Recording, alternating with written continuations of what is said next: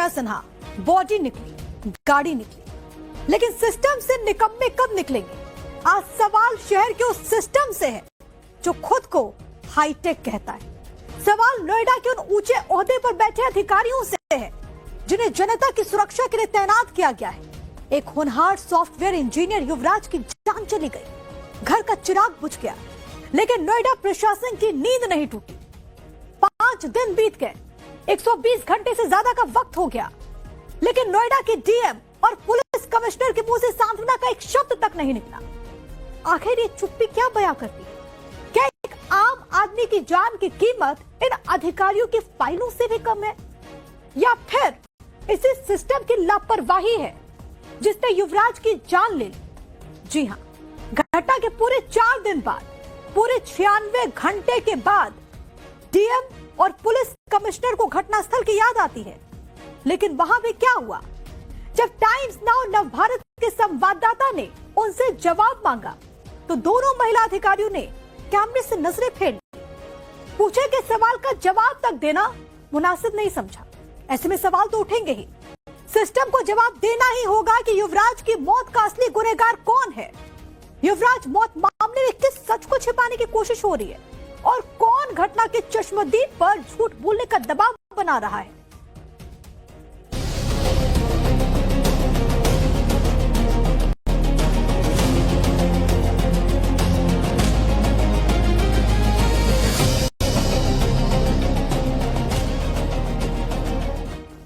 और सबसे पहले हम बात करेंगे युवराज मौत मामले में बहुत बड़े खुलासे की।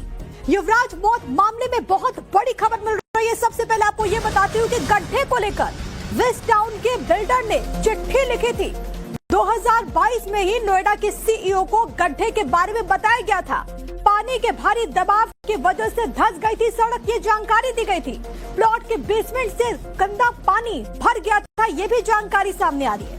दुर्घटना को रोकने के लिए तत्काल कदम उठाने की मांग की गई।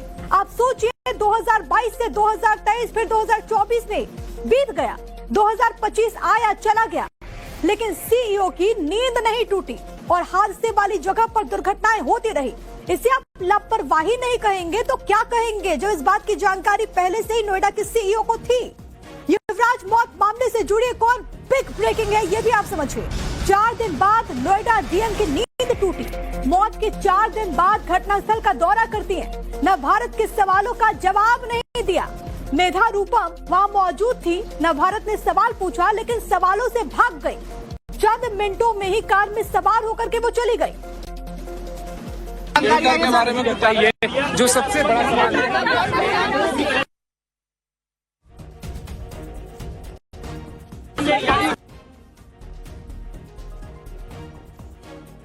कोई जवाब मीडिया को नहीं देना चाहती वो आप देख सकते हैं। हालांकि मीडिया कर्मी के बारे में बताइए, जो सबसे बड़ा सवाल है। कोई जवाब मीडिया को नहीं देना चाहती वो आप देख सकते हैं। हालांकि मीडिया कर्मी के बारे में बताइए, जो सबसे बड़ा सवाल है। कभी आपने देखा जवाब देने तक को तैयार नहीं है, गाड़ी में बैठ करके चली गई। हम आपको नोएडा के नाकाम सिस्टम की तस्वीर दिखा रहे हैं। जो तस्वीर आई है, अथॉरिटी के जिस गड्ढे में युवराज तकरीबन 2 घंटे तक तड़पता रहा, वहां मौजूद प्रशासनिक अमला उस वक्त तक उसे घूरता रहा जब तक पानी में डूबकर इंजीनियर युवराज की मौत नहीं हो गई। और अब जिले के सबसे बड़े प्रशासनिक अधिकारियों को घटनास्थल पर पहुंचने में 4 दिन लग गए, लेकिन वहां भी नोएडा की डीएम मेधा रूपम नवभारत के सवालों से भागती नजर आई और जिम्मेदारियों पर जवाब तो दिया ही नहीं। वहां से वो निकल गई। जब घटना हुई तब हर बड़े अधिकारी तक इसकी सूचना पहुंची, लेकिन जिम्मेदारी से भागने वाले अधिकारियों ने घटना पर सूद तक नहीं लिया। आइए मैं आपको यह बताते हैं कि आखिरकार नोएडा के युवराज को किसने मिल करके मार डाला, मर्डर कर दिया। कौन कौन वो लोग हैं जो जिम्मेदार हैं, जरा आप समझिए। सबसे पहला नाम है नोएडा पुलिस प्रमुख लक्ष्मी सिंह का, कमिश्नर हैं। नोएडा पुलिस ने उस रात तुरंत एक्शन क्यों नहीं लिया, ये सवाल उठ रहा है। इंजीनियर पानी में तड़पता रहा, पुलिस देखती रही। सेक्टर 150 में बार बार हादसे के बाद भी पुलिस बेखबर रही, ये क्या है? इसके बाद एक और नाम, क्योंकि आप सोचिए इन तमाम चेहरों पर कितनी बड़ी जिम्मेदारी है। आपदा प्रबंधन विभाग की प्रमुख हैं मेधा रूपम डीएम। इनका रवैया क्या था वो आपने देख लिया। नोएडा में मौके पर देर से मदद पहुंचाई गई। 90 मिनट तक युवराज मदद के लिए चिल्लाता रहा, मदद मदद, भीख मांगता रहा वो मासूम। आपदा प्रबंधन ने बचाव की रस्सी तक नहीं फेंकी। कहा गया कि बहुत ठंड है, रस्सी नहीं है। इसके अलावा नोएडा अथॉरिटी सीईओ रोड नाले विकास की पूरी जिम्मेदारी इन्हीं के पास है। घटना स्थल पर दीवार और साइन बोर्ड तक नहीं लगा था। हादसा होते होते नोएडा अथॉरिटी पूरी तरीके से सोती रही। तो युवराज की मौत सिस्टम की देन है, जिस तमाम अफसर और अधिकारी चुप हैं, लेकिन डीएम मेधा रूपम को जवाब देना ही होगा, क्योंकि ये मौत नहीं है, ये मर्डर। तस्वीरें हम आपको दिखाते कि किस तरीके से लगातार सवाल उठ रहे हैं। जिम्मेदारी से वो कब तक भागेगी, ये सवाल उठ रहा है। ये देखिए मेधा रूपम जो वहां पर पहुंचती है, लगा कि कुछ ना कुछ कहेंगे, भरोसा देंगे कि आगे से कोई ऐसी घटना नहीं होगी, आगे से किसी भी घर का चिराग इन सिस्टम की लापरवाही की वजह से नहीं बुझेगा। लेकिन जवाब देने के बजाय वो क्या करती है, गाड़ी में आई और गाड़ी से चली, भाग गई। मेधा रूपम ने तुरंत एक्शन क्यों नहीं लिया, ये सवाल है। 90 मिनट तक क्यों नोएडा प्रशासन सोता रहा। डीएम के मातहत उनके नीचे काम करने वालों के पास मदद की रस्सी तक नहीं है, उन्होंने नहीं पहुंचाई। आप देखिए यहाँ पर मीडिया कर्मी है, नव भारत यहाँ पर मौजूद है, सवाल पूछ रहा था, लेकिन मेधा रूपम जवाब नहीं देती, अपनी गाड़ी लेकर के वहां से चली गई। अब हम आपको डीएम मेधा रूपम को ऑफिशियल एक्स पेज पे दिखाते हैं। यहाँ डीएम साहिबा ने युवराज की मौत को लेकर के एक भी पोस्ट नहीं किया, ना ही कोई संवेदना दिखाई, जबकि अन्य कार्यक्रमों को लेकर के मेधा रूपम सोशल मीडिया पर काफी एक्टिव रहती है। आप इन तस्वीरों को देखिए, जो कुछ भी चलता है, जिले की कमान तो डीएम के पास होती है। जिले में कुछ भी अच्छा होता है तो अपनी पीठ थपथपा देती है, लेकिन जहां पर वक्त आया कि अपनी जिम्मेदारी लीजिए, जवाब दीजिए एक बाप को जिसने अपने सामने आपकी लापरवाही की वजह से अपने बेटे को मरता हुआ देखा, तो डीएम मौन है, चुप है। आप इनका ये पोस्ट देखिए, यहाँ पर आपको खूब लंबे चौड़े पोस्ट मिलेंगे। जब नोएडा में कुछ अच्छा काम होता है तो नोएडा की डीएम पोस्ट कर देती है, अधिकारियों के साथ मीटिंग लेती हैं तो पोस्ट कर देती हैं। लेकिन आखिरकार जब युवराज की मौत हो रही थी, वो मर रहा था, तो ये कहाँ थी? कई सारे सवाल हैं। मेरे साथ मेरे सहयोगी अलग अलग जगहों से मौजूद है। मोहित ओम इस वक्त नोएडा में मौजूद है, जहां पर हादसा हुआ, वहीं से मोहित ओम आपको नजर आ रहे हैं। भावना किशोर मेरे सहयोगी इस वक्त नोएडा में मौजूद है, डीएम ऑफिस नोएडा से वो हमें तस्वीरें दिखाएंगे। इसके अलावा प्रेरित कुमार हमारे साथ, हमारे सहयोगी कमिश्नरेट ऑफिस से लाइव इस वक्त आपको नजर आ रहे हैं। सबसे पहले मोहित आप ही के पास आना चाहूंगी, क्योंकि जहां पर हादसा हुआ और वहां से जो तस्वीर सामने आ रही है, हर एक तस्वीर सिस्टम की बड़ी लापरवाही को उजागर करती है। अभी हमने देखा डीएम पहुंची, जब सवाल नव भारत ने किया, भाग गई सवालों से।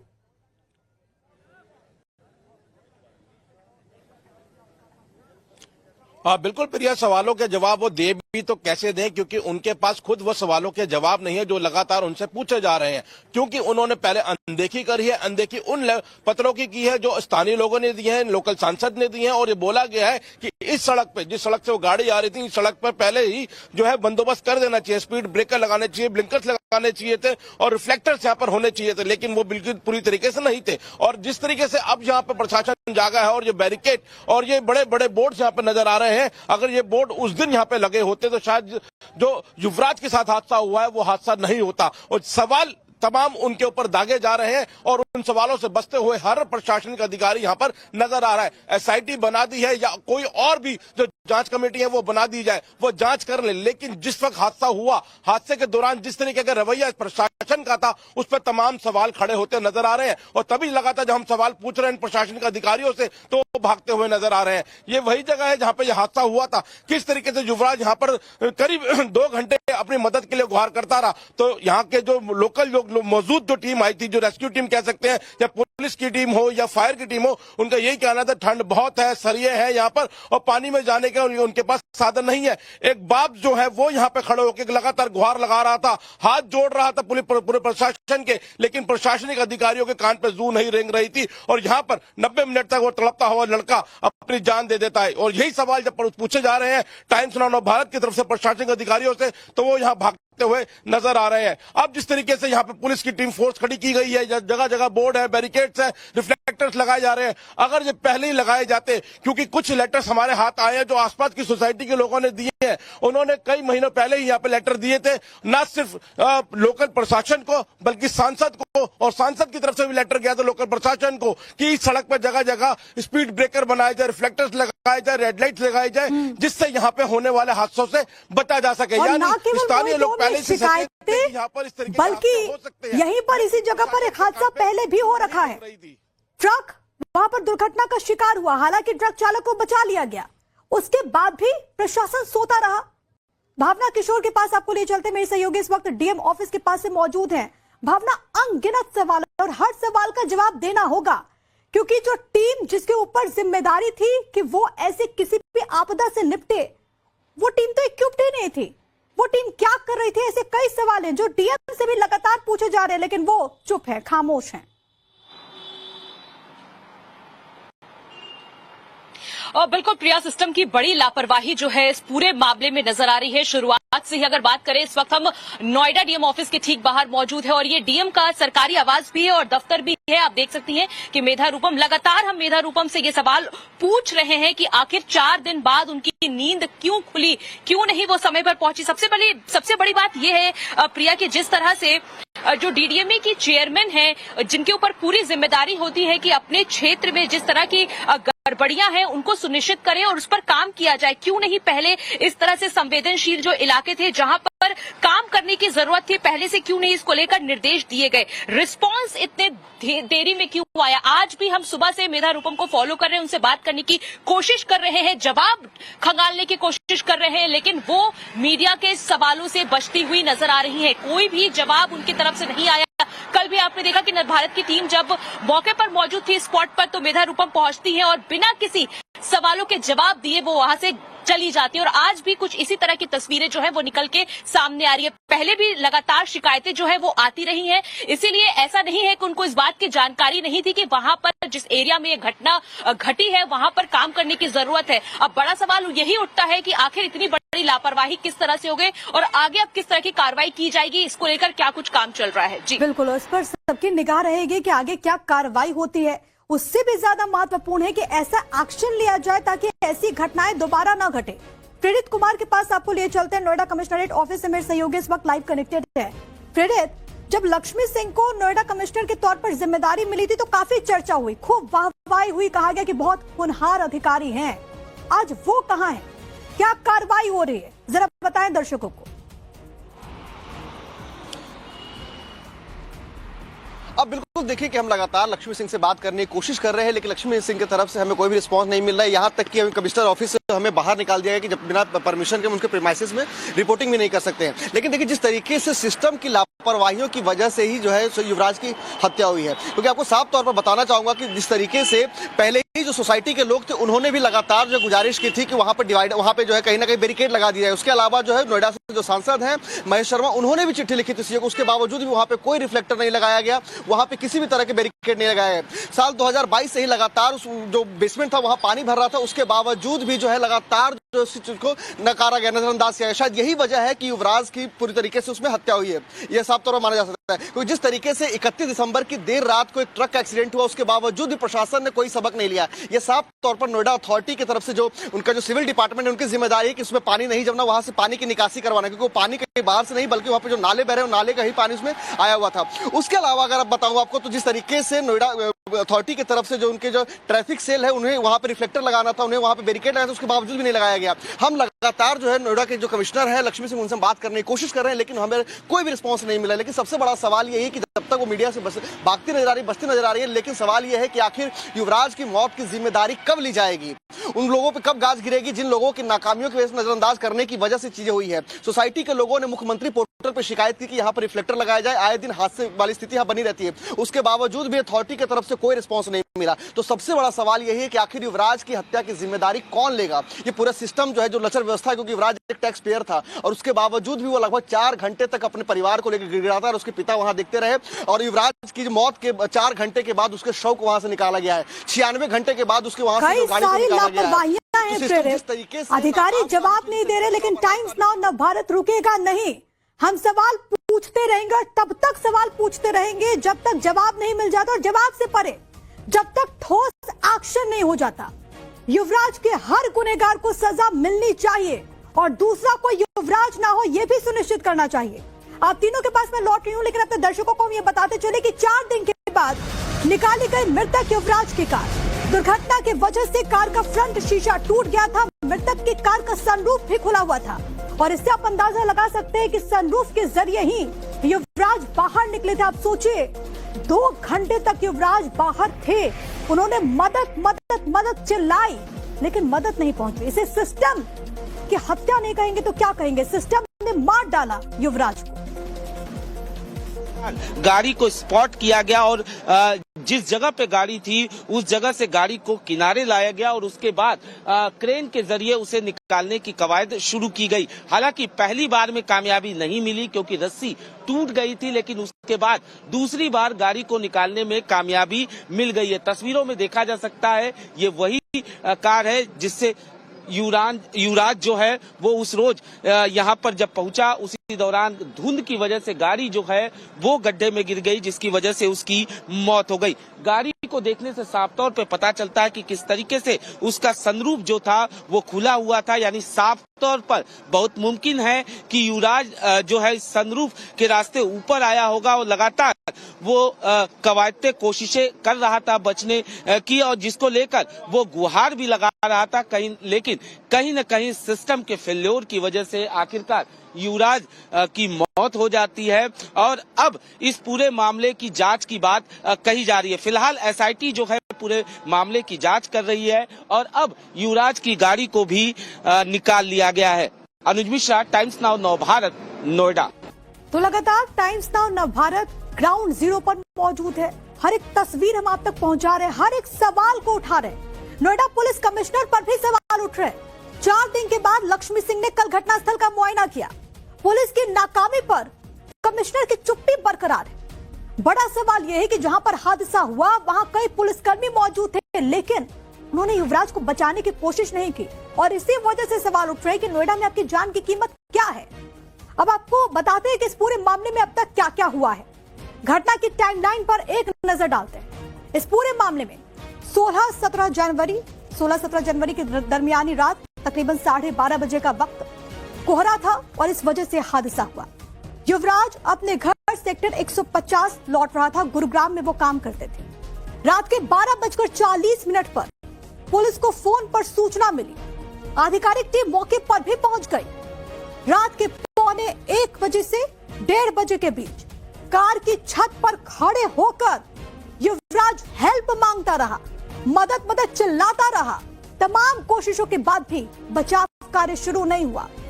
रात के लगभग 2:30 बजे 2 घंटे के संघर्ष के बाद युवराज पानी में डूब गया। रेस्क्यू नहीं किए जाने की वजह से युवराज की जान चली गई। तकरीबन 4 से 4:30 बजे सुबह एसडीआरएफ और एनडीआरएफ ने रेस्क्यू ऑपरेशन चलाया। रेस्क्यू के दौरान युवराज का शव मिलता है। 17 जनवरी युवराज की मौत मामले में प्रारंभिक रिपोर्ट आती है। युवराज की मौत का कारण डूबना बताया गया। 18 जनवरी को घटना के बाद पुलिस ने एफआईआर दर्ज की। इन्वेस्टिगेशन शुरू हुई। नवभारत की पड़ताल में अधिकारियों की बड़ी लापरवाही उजागर हुई। 19 जनवरी नवभारत की रिपोर्ट के बाद यूपी सरकार हरकत में आती है और उसके बाद नोएडा अथॉरिटी के सीईओ एम लोकेश को हटाया गया। एसआईटी का गठन होता है। 5 दिन में रिपोर्ट सौंपने को कहा गया। 20 जनवरी नवभारत के सवालों से नोएडा की डीएम मेधा रूपम भाग गई। 20 जनवरी को यानी कि बीते दिन एमजेड वेस्ट टाउन के बिल्डर अभय कुमार को गिरफ्तार किया गया। 4 दिन के बाद युवराज की कार पानी से निकाली गई। कार निकाली गई, युवराज की बॉडी निकाली गई, लेकिन सिस्टम से ये निकम्मे जो किसी काम के नहीं है, जो ऐसी आपदा में कुछ कर नहीं सकते, वो कब निकलेंगे? एक और बिग ब्रेकिंग आपको बता देते हैं कि गिरफ्तार बिल्डर की आज कोर्ट में पेशी होगी। कल कोर्ट ने बिल्डर को 1 दिन के रिमांड पर भेजा था। पुलिस रिमांड के दौरान बिल्डर अभय सिंह से पूछताछ हुई। एक एक करके इस पूरे मामले में खुलासे हो रहे हैं और हर एक खुलासा, यकीन मानिए, सिस्टम में जिस तरीके से लापरवाहियां हैं, अनियमितताएं हैं, उसका काला चिट्ठा है ये पूरा मामला, ये पूरी घटना। और ये सिर्फ घटना नहीं है, ये बताती है कि अगर आपका इन बड़े शहरों में कुछ भी ऐसी घटना घटे तो सिस्टम कितना तैयार रहता है। For more of such videos, do like, share and subscribe to ET Now Swadesh.